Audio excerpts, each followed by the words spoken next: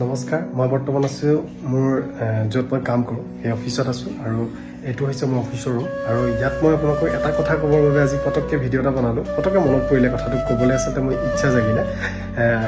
এখন কেলেণ্ডাৰ আছিলে অফিচত, 2 বছৰমান আগতে আছিলে। তাৰপিছত সেই কেলেণ্ডাৰখন যেতিয়া বছৰটো পাৰ হৈ গ'ল, মই তেতিয়া দেখিলোঁ যে তাত কেলেণ্ডাৰখন চাইছিলোঁ, তলত কিছুমান লাইন লেখা আছিলে তাৰমানে। আৰু তাৰে মই 12টা মাহত 12টা লাইন লিখা আছিলে।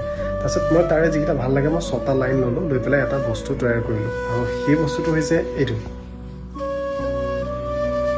কথাখিনি ইয়াত হিন্দীত লিখা আছিল, কিন্তু মই আপোনালোকক অসমীয়াতে পঢ়ি শুনাইছোঁ। ইয়াৰ প্ৰথম শাৰীটোত লিখা আছে যে মানুহে যদি কিবা শিকিব বিচাৰে তেনেহ'লে তেওঁৰ যিখিনি সৰু সৰু ভুল, সেই ভুলখিনিৰ পৰাও শিকিব পাৰে।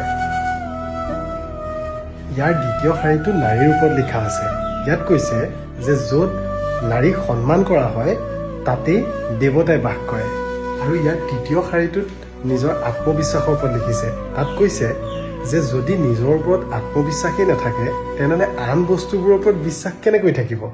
আৰু ইয়াত লিখি ৰখা চতুৰ্থ শাৰীত কৈছে যে যি মানুহৰ মনত কৰুণাৰ ভাৱ থাকে সেই মানুহৰ শৰীৰত পৰোপকাৰে শোভা পায়, চন্দনে নহয়।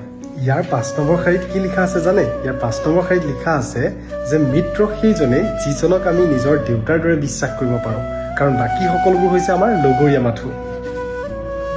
6 নম্বৰ শাৰী অৰ্থাৎ একেবাৰে শেষৰ শাৰী আটাইতকৈ ইম্পৰ্টেণ্ট, মানে আটাইতকৈ গুৰুত্বপূৰ্ণ। আৰু গুৰুত্বপূৰ্ণ বুলি এইকাৰণে কৈছোঁ, সেই শাৰীটো আচলতে জীৱনৰ ওপৰত লিখা আছে। আৰু সেই কথাটোত লিখা আছে, লাষ্টৰ শাৰীত লিখা আছে যে মানুহ পৃথিৱীলৈ অকলেই আহে আৰু অকলেই যায়, আৰু অকলেই তেওঁৰ যিখিনি পাপ আৰু পুণ্য সেইখিনি অকলেই ভোগ কৰে। ধন্যবাদ।